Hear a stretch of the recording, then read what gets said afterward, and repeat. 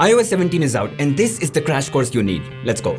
Okay, look at this. I've got a full page, high quality screenshot of a web page in my gallery.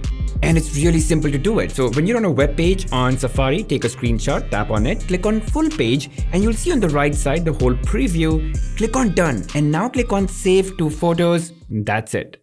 Now with iOS 17, iPhone has finally added a feature that helps increase your battery's lifespan.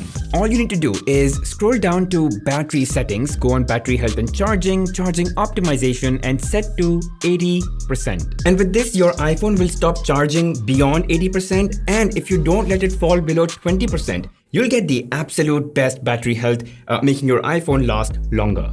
Next, in Safari, you can tap here and click on listen to page, and Safari will read out the contents of the web page to you. And you can even set the playback speed if in case you want it faster or slower. So basically you can convert any web page into a podcast.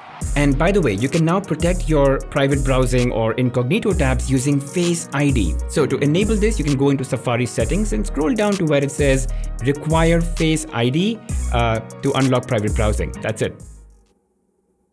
Now, I can't believe that you couldn't do this earlier, but now with iOS 17, you can set up multiple timers and even give it a name. Yeah, really. Next, if you now go into Find My App, you now get the option to share an AirTag with up to 5 people so they can locate it too. Next, you can now really improve the way you shoot videos with iPhone. So you may have noticed while shooting videos with the iPhone that the color tone keeps changing from cool to warm by itself. Well, now you can stop that from happening.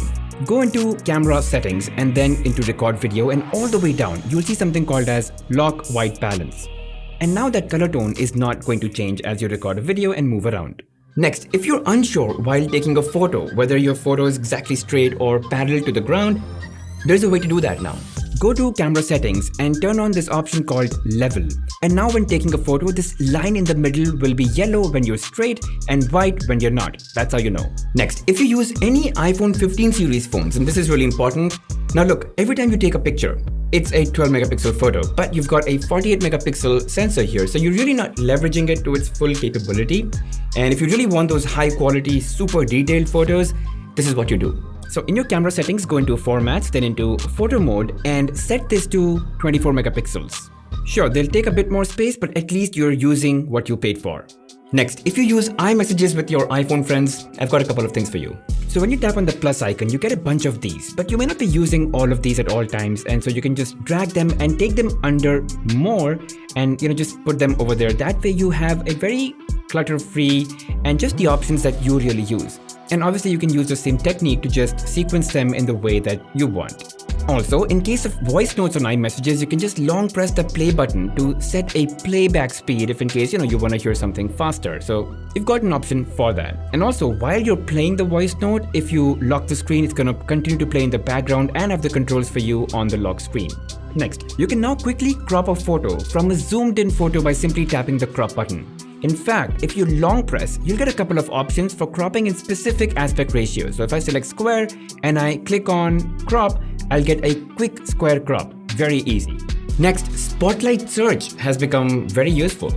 First, you can just now type in Spotlight Search and create an event in your calendar. So you can type birthday party tomorrow at 9 p.m. or call Ashna at 9 p.m. and then just press add and it just gets added to your calendar. That's it.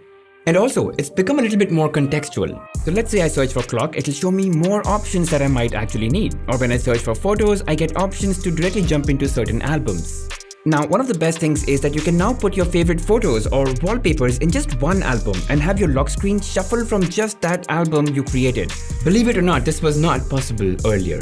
So to do this, first select the wallpapers and put them into one album. And you can just, create an album and call it, let's say, wallpapers so that, it's easy for you to identify. Now, go to your lock screen and long press on it. Go all the way to the right side, click on plus, click on photo shuffle, and select the album that you just created and the shuffle frequency to lock. Also, on iOS 17, your Photos app can identify laundry tags and can tell you what they mean, so you can now take better care of your clothes. Now look guys, these are the things that really matter to me on iOS 17, but there's like a whole bunch of stuff that's new and I really haven't talked about. So there's, I've got a list of those things here. There's name drop, there's contact posters, there's interactive widgets. Then there's also many changes to the Apple Music app, which I haven't talked about. Siri can now be activated by just saying Siri and not Siri. Maps can be downloaded on Apple Maps. You can enable auto deletion of verification codes that you get on messages and on emails. Then there's screen distance alerts. If you're holding your phone too close for about 12 to 15 seconds, you're going to get an alert that, hey, your eyes are in danger. There's a new journal app. There's a bunch of other stuff that I really didn't talk about. But personally, they don't matter to me so much. I don't use Apple Music. I just think YouTube Music is better.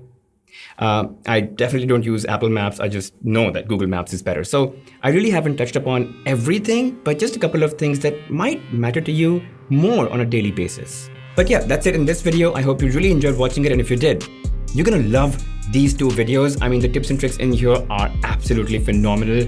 And if you did enjoy watching the video, make sure you hit that like button, subscribe to the channel, hit that bell notification icon, and mark all. Really helps the channel grow. I'll see you guys in the next one.